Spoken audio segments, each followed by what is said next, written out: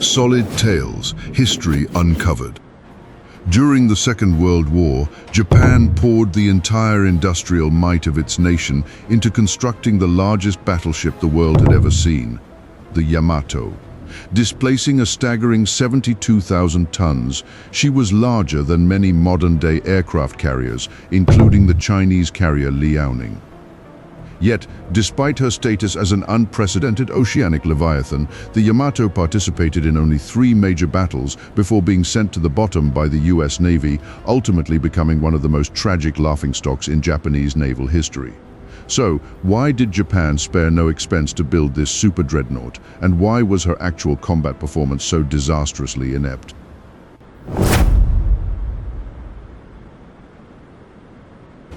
Prior to World War II, the dominant naval doctrine worldwide was that caliber is justice. Battleships and their massive guns were the undisputed kings of naval warfare. Large calibers, heavy armor, and massive displacement were the keys to oceanic supremacy. Under this paradigm, naval strength was measured almost exclusively by the number of battleships and the size of their guns, sparking a frantic global arms race. However, nations couldn't simply build whatever they wanted. They were bound by strict treaty limitations. Under the Washington Naval Treaty, signed in 1922 by the US, Britain, Japan, France, and Italy, capital ship tonnage was restricted to a ratio of 5 to 5 to 3 to 1.7 to 1.7. Furthermore, no single battleship could exceed 35,000 tons, and main gun calibers were capped at 406 millimeters, 16 inches. Under these rules, building the Yamato was strictly forbidden. But the Imperial Japanese Navy quickly became masters of exploiting loopholes. They converted incomplete battleship hulls into aircraft carriers to avoid eating into their battleship tonnage quota. When building new carriers, they used cruiser hulls, allowing them to brazenly claim to inspectors, "This is a cruiser, not a carrier," thus saving their carrier quota as well. Realizing that everyone was bending the rules, Western powers convened a naval disarmament conference in 1936 to close these loopholes. Japan, however, was already sharpening its swords for a full-scale invasion of China and simply refused to attend. By the time the Washington Naval Treaty officially expired in 1937, Japan's loophole exploitation had already yielded an armada, 4 aircraft carriers, 10 battleships, 12 heavy cruisers, 21 light cruisers, and 76 destroyers. Despite having a fleet tonnage that vastly exceeded former treaty limits, Japan had no intention of stopping. They proposed the Yamato-class battleship project, dreaming of a day when a single, massive, decisive naval battle would annihilate the mainline US Pacific Fleet and secure Japanese hegemony in the Pacific. A saying began to circulate within the Japanese Naval High Command. Egypt has the pyramids, China has the Great Wall, and Japan has the Yamato. She was envisioned as an unprecedented supership, a spiritual totem for the empire. However, the project sparked a bitter internal war between the fleet faction and the carrier faction. Isoroku Yamamoto, who had studied in the United States, was a staunch advocate for carriers. He argued that the future of naval warfare belonged to aircraft, and that a giant ship like the Yamato boasting massive tonnage but no air superiority was obsolete, essentially a giant floating target for carrier-based bombers. Takejiro Onishi, the founder of Japanese naval aviation, who accurately predicted the era of independent air power, backed Yamamoto. Onishi fiercely opposed the Yamato, boasting to the Naval General Staff that if they simply gave him the materials meant for the battleship, he could build thousands of aircraft and sink the entire American fleet. Conversely, Shigetaro Shimada, chief of the Operations Bureau, and Osami Nagano, chief of the Naval General Staff, championed the fleet faction. They sneered at aerial attacks, viewing them as cowardly tactics unbefitting the noble Imperial Japanese Navy. They insisted that true honor lay in a straightforward broadside-to-broadside fleet engagement to show the enemy the true spirit of Bushido. Desperate to challenge the United States, the majority of Japan's high command found the fleet faction's arguments highly persuasive and greenlit the project. On November 4, 1937, construction of the Yamato began at the Kure Naval Arsenal On Kyushu Island, the level of secrecy was borderline paranoid. Windows of nearby buildings facing the shipyard were boarded up. The windows of coastal trains passing the yard were completely sealed. When the military couldn't force foreign residents to board up their homes, they simply bought the properties outright. Every worker was forced to sign a strict non-disclosure agreement, issued a special pass, and subjected to rigorous searches by the Peattie, the dreaded military police, before entering. To hide the dry dock itself, the military commissioned a massive camouflage net made of palm fiber. It covered 75,000 square meters and weighed over 400 tons, completely obscuring the dry dock from view. This operation was so deeply classified that even local government officials were kept in the dark. When local authorities noticed a sudden, massive shortage of palm fiber on Kyushu, they launched an investigation into illegal merchant hoarding, only to accidentally stumble onto the military's top-secret project. By August 1940, the Yamato was finally complete. A launch ceremony was scheduled for August 8th. However, launching a ship requires removing the camouflage, flooding the dry dock, and towing the vessel out into the open, which would ruin years of secrecy. To solve this, the military executed a bizarre countermeasure. They fabricated a joint land-sea-air military drill in the area, using it as an excuse to impose martial law and forbid any civilians from leaving their homes. The launch went ahead with only a little over 100 high-ranking officials in attendance. The atmosphere was eerily quiet. When the Navy minister read the ship's name aloud, he instinctively lowered his voice so much that many in the sparse crowd didn't even catch what the Leviathan was called.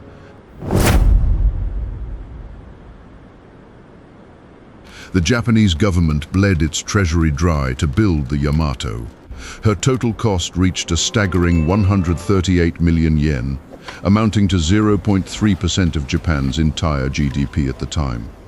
This was equivalent to the nation's entire transportation infrastructure budget for the year 1938, or the value of 12 tons of solid gold.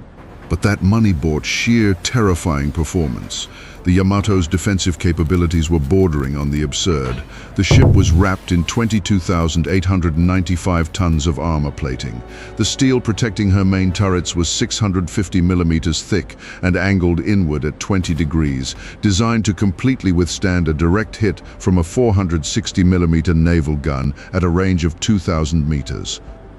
Vital areas like the magazines, engine rooms and boiler rooms were clad in armor ranging from 200 to 500 millimeters thick.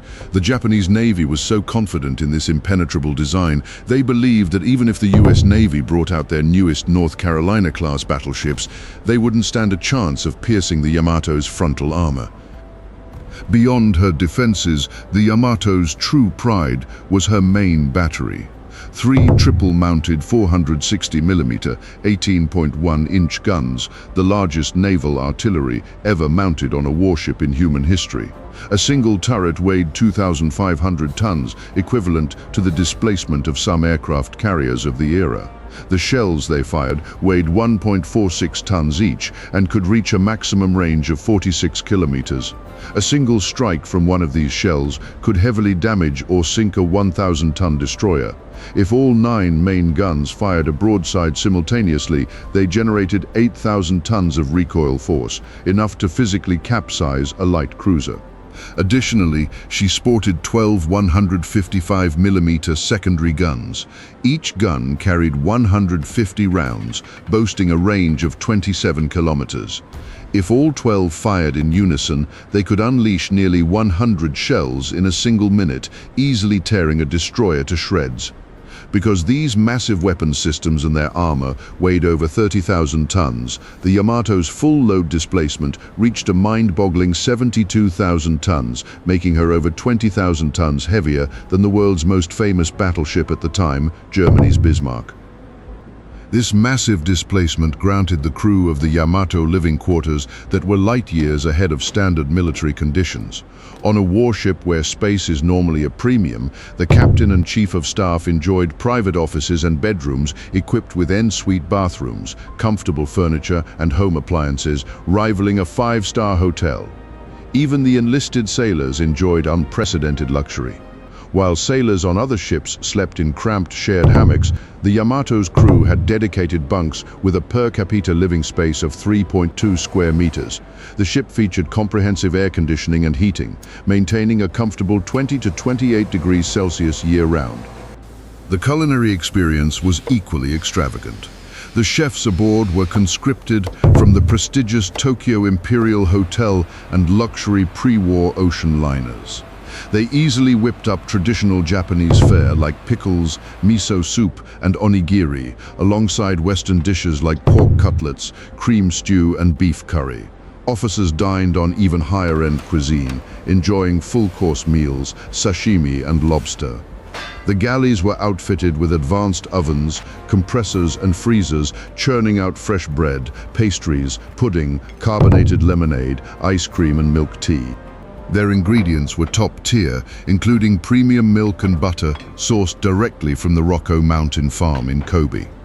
To sustain this, the ship housed a massive 223 cubic meter cold storage facility, equivalent to over 500 household refrigerators, packed with enough meat, dairy, and fresh produce to feed the crew of over 2,500 men for 3 months. A dedicated liquor vault held over 50 tons of alcohol, ensuring off-duty sailors could drink to their heart's content at regular shipboard parties.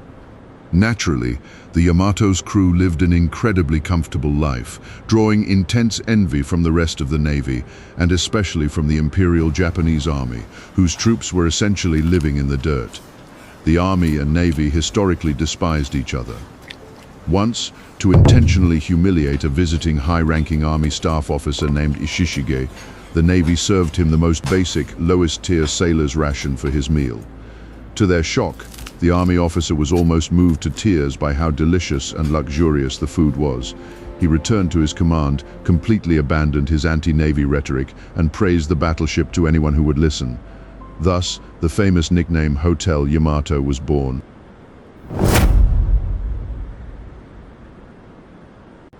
With such lavish outfitting and apocalyptic firepower, one would assume the Yamato was an invincible force on the water. The reality was vastly different. In December 1943, the Yamato saw her first real taste of combat, which resulted in 0 enemy casualties. Instead, she took a torpedo from a US Navy submarine. The hit flooded her magazines and machinery rooms with 3,000 tons of seawater, forcing her to limp back to port in disgrace for repairs. In October 1944, the Yamato sortied alongside the battleships Musashi, Nagato, Kongo, and Haruna to ambush US landing forces. However, the moment they arrived near Leyte, they were spotted. The US Navy immediately scrambled aircraft from 3 carriers to attack.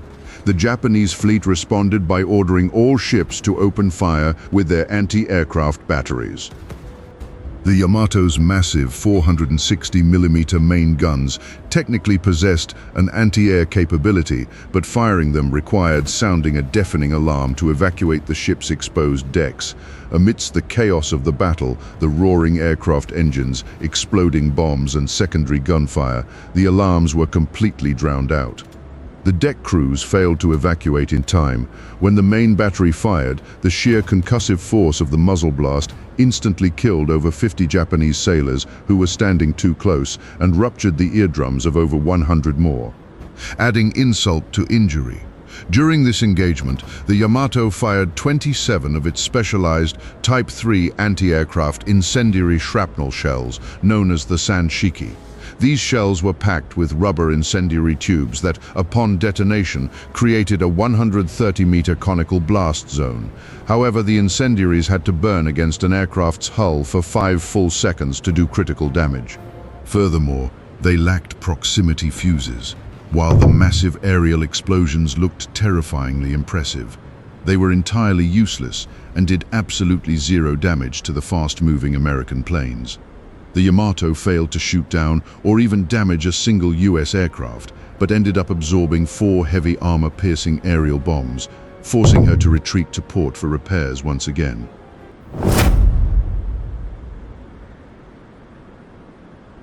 By this point, it was glaringly obvious that the Yamato was little more than a heavily armored paper tiger, but the Japanese High Command refused to accept it. In April 1945, US forces launched the invasion of Okinawa, bringing the war right to Japan's doorstep. With the Imperial Navy and Air Force practically annihilated, Japan made the agonizing decision to sacrifice its spiritual symbol. Operation Ten-Go was a sheer suicide mission. The Yamato was ordered to slip past the US Navy, beach herself on the shores of Okinawa, and act as a static fortress to repel the American landings. She didn't even make it close. US submarines tracked her movements, and the US Navy's Task Force 58 immediately pounced, mobilizing a massive fleet of 6 battleships, 7 cruisers, and 21 destroyers. At noon on April 7th, an initial wave of 40 American aircraft commenced the assault. The Yamato fired back furiously, but her Type 3 anti-aircraft shells were, once again, completely useless. She was forced to rely on her secondary anti-air network, the Type 98 twin 127mm heavy AA guns and the triple-mount Type 96 25mm light AA guns. The problem was that both of these weapon systems suffered from fatal engineering flaws. The 127mm guns had the stopping power, but their turret traverse speed was agonizingly slow.